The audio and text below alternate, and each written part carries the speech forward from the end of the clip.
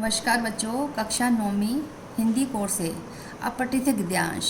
ये कक्षा 9वीं में भी और कक्षा 10वीं में भी 10 मार्क्स के आते हैं। ये दोनों कक्षाओं के लिए वेरी इम्पोर्टेंट है। देखिए, गद्यांश क्या है? जिस गद्यांश का पूर्व अध्ययन ना किया गया हो वह अपठित गद्यांश कहलाता है। अपठित गद्यांश निर्धारित पाठ्य पुस्तकों में से नहीं पूछा जाता है। आप ध्यान से सुनोगे बच्चों। इसका अभ्यास करने से विद्यार्थी की स्वतंत्र अभिव्यक्ति क्षमता का विकास होता है। इसके लिए भाषा की समझ और अभिव्यक्ति की क्षमता दोनों का होना अनिवार्य है। पाठ्य पुस्तकों के अतिरिक्त साहित्य में रुचि जागृत करने, बौद्धिक क्षमता के विकास तथा विषय ग्रहण की क्षमता के विकास हेतु अत्यंत महत्वपूर्ण है। परीक्षा प्रश्न पत्र में एक ही गद्यांश दिए जाते हैं और सभी प्रश्नों को ध्यानपूर्वक पढ़ना चाहिए। प्रश्नों का सही उत्तर देने का प्रयास किया जाना चाहिए। सही उत्तर पुस्तिका में लिखना चाहिए। अब देखिए, ध्यान देने योग्य मुख्य बिंदु कौन कौन से हैं। सर्वप्रथम गद्यांश पर आधारित प्रश्नों को ध्यानपूर्वक पढ़ें, क्योंकि ऐसा करने से गद्यांश का मूल भाव समझ में आ जाता है। प्रश्न पढ़ने के उपरांत गद्यांश को ध्यानपूर्वक पढ़कर प्रश्नों के उत्तर लिखिए। शीर्षक का चुनाव, विषय वस्तु आदि से संबंधित प्रश्न पूछे जाते हैं। सटीक उत्तर देने के पठित गद्यांश को गहराई से पढ़ना चाहिए तथा समझना अति आवश्यक है। शीर्षक निर्धारण के दौरान सटीकता, सरलता और संक्षिप्तता का विशेष ध्यान रखना चाहिए। देखो बच्चे, हम करते हैं गद्यांश। ध्यान से सुनेंगे, फिर इसके प्रश्न हम करेंगे। आगे देखिए, नीचे दिए गए गद्यांशों को ध्यानपूर्वक पढ़िए। ठीक है ना। मनुष्य की पहचान उसकी भाषा से होती है और भाषा जो है संस्कार से बनती है। जिसके जैसे संस्कार होंगे वैसी ही उसकी भाषा होगी। जब कोई मनुष्य भाषा बोलता है तो साथ में उसके संस्कार भी बोलते हैं। यही कारण है कि भाषा शिक्षक का दायित्व बहुत गुरुतर और चुनौतीपूर्ण है। परंपरागत रूप में शिक्षक की भूमिका इन तीनों कौशलों बोलना, पढ़ना और लिखना तक सीमित दी गई है। केवल यांत्रिक कौशल किसी जीती जागती भाषा का उदाहरण नहीं हो सकते हैं। सोचना और महसूस करना तो ऐसे कारक है जिसमें भाषा का आकार पाती है, सही आकार पाती है। इसके बिना भाषा नहीं है। इसके बिना भाषा संस्कार नहीं बन सकती है। इनके बिना भाषा युगों युगों तक लंबा सफ़र नहीं तय कर सकती है। इनके बिना कोई भाषा किसी देश या समाज की धड़कन नहीं बन सकती है। केवल संप्रेषण ही भाषा नहीं है। दर्द और मुस्कान के बिना भाषा जीवंत नहीं हो सकती है। अब देखिए, इस गद्यांश के आधार पर प्रश्न। पहला प्रश्न है कि मनुष्य की भाषा से उसके बारे में क्या पता चलता है। अब बच्चे, इसका आंसर देखिए। इसका आंसर है, मनुष्य की भाषा से उसके संस्कारों के बारे में पता चलता है, क्योंकि वो संस्कारों से ही भाषा है। जिस मनुष्य के संस्कार जैसे होंगे भाषा भी वैसी होगी। और दूसरा प्रश्न है, भाषा कब सही आकार पाती है। भाषा सही आकार तब पाती है जब बोलने वाले और पढ़ने और लिखने के अतिरिक्त हम अपनी भाषा में सोचें और महसूस भी करें। आगे है प्रश्न नंबर 3, किसे भाषा नहीं कहा जा सकता। केवल संप्रेषण को ही भाषा नहीं कहा जा सकता। भाषा को जीवंत रखने के लिए उसमें दर्द और मुस्कान दोनों होना आवश्यक है। अगला क्वेश्चन है, भाषा के कौशल कौन कौन से हैं। आगे देखिए, भाषा के कौशल क्या क्या है। प्रस्तुत गद्यांश में भाषा के 3 कौशल बताए गए हैं, बोलना, पढ़ना और लिखना। ठीक है ना।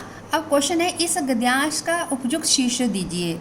गद्यांश का उपयुक्त शीर्षक हो सकता है भाषा और मानव संस्कार। अब बच्चे, हम दूसरा गद्यांश देखते हैं क्या है।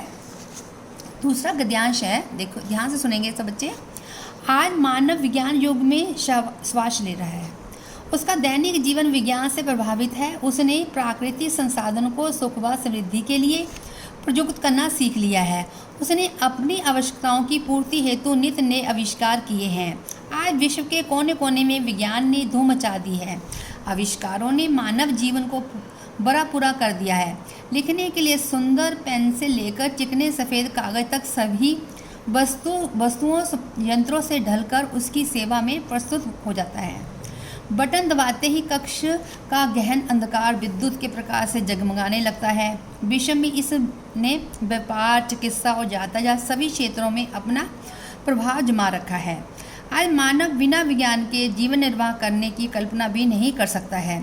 सच पूछो तो विज्ञान और मानव प्राय बन गए हैं। इसकी कृपा से हर क्षेत्र में मानव गति तीव्र हो गई है। तो अब देखिए बच्चे प्रश्न क्या है इसके, गद्यांश का उपयुक्त शीर्षक दे दिए। अब इसका उपयुक्त शीर्षक है मानव और विज्ञान। किसी की कृपा से मानव गति तीव्र हो गई है। किसकी? विज्ञान की कृपा से हर क्षेत्र में मानव गति तीव्र हो गई है, तेज हो गई है। मानव विज्ञान का उपयोग किस प्रकार कर रहा है? मानव विज्ञान का उपयोग अपनी आवश्यकताओं की पूर्ति हेतु कर रहा है। विज्ञान का उपयोग करके ही इसने प्रकृति संसाधनों को अपनी सुख समृद्धि के लिए प्रयुक्त करना सीख लिया है। क्वेश्चन नंबर 4 लिखिए। आगे है आशय स्पष्ट कीजिए, विज्ञान और मानव जीवन प्राय बन गए हैं। अब देखिए इसका क्या है, ड का आंसर है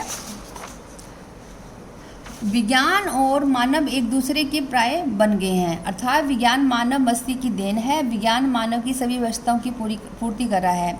मानव के बिना विज्ञान संभव नहीं है और विज्ञान के बिना मानव अपना जीवन निर्वाह नहीं कर सकते हैं। अब बच्चों देखिए अपना तीसरा पैराग्राफ क्या है जो आपको होमवर्क में करना है, ध्यान से बस सुनेंगे। जो आपने होमवर्क में आपको ही करना है।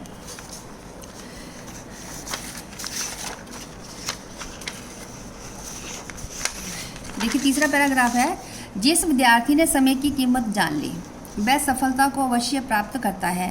प्रत्येक विद्यार्थी को अपनी दिनचर्या की समय सारणी अथवा तालिका बनाकर उसकी पूरी दृढ़ता से पालन करना चाहिए। जिस विद्यार्थी ने समय का सही उपयोग करना सीख लिया है उसके लिए कोई भी काम करना संभव नहीं है।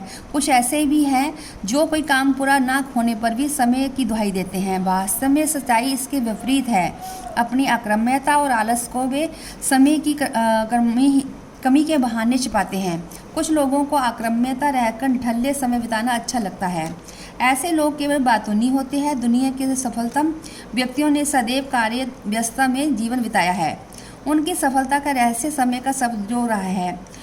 दुनिया में अथवा प्रकृति में हर वस्तु का समय निश्चित है और समय बीत जाने के बाद कार्य लाभप्रद नहीं होता, यानी कि फलप्रद नहीं होता है। अब पहला क्वेश्चन है, गद्यांश का उपयुक्त शीर्षक दीजिए। अब गद्यांश का उपयुक्त शीर्षक होगा समय और सफलता। आगे है क्वेश्चन नंबर, सफलता का क्या रहस्य है? सफलता का रहस्य समय का सदुपयोग है। आगे विद्यार्थी के लिए सफलता प्राप्त करने के लिए क्या आवश्यक है? विद्यार्थी के लिए सफलता प्राप्त करने के लिए यह आवश्यक है कि वह समय की कीमत पहचाने। इसके लिए विद्यार्थियों को अपनी दिनचर्या की समय सारणी अथवा समय तालिका बनाकर पूरी दृढ़ता से पालन करना चाहिए। आगे है क्वेश्चन नंबर घ, समय की दुहाई कौन लोग देते हैं? वास्तविकता क्या होती है? अब देखिए समय की दुहाई वही लोग देते हैं जो अपना काम स्वयं समय पर पूरा नहीं करते हैं। वास्तविकता यह है कि समय की दुहाई देकर वे अपनी अक्रम्यता और आलस को छिपाते हैं। ऐसे लोग केवल बातूनी होते हैं। उन्हें बिना कुछ काम किए समय बिताना अच्छा लगता है। आगे देखिए ग्रामर संबंधी क्वेश्चन पूछा गया है। समय और प्रकृति में एक प्रत्यय जोड़कर नए शब्द बताना है और दूसरा है निश्चित तथा कार्य में उपसर्ग लगाकर नए शब्द बनाने हैं। समय में एक प्रत्यय लगाएंगे तो बन जाएगा सामयिक और प्रकृति का एक प्रत्यय लगाएंगे तो प्राकृतिक। आगे इसमें उपसर्ग जोड़ेंगे सु प्लस निश्चित मैंने सुनिश्चित, प्र प्लस कार्य प्रकार्य। ठीक है बच्चों, इन तीनों गद्यांशों को आपको कॉपी में करना है। धन्यवाद बच्चों।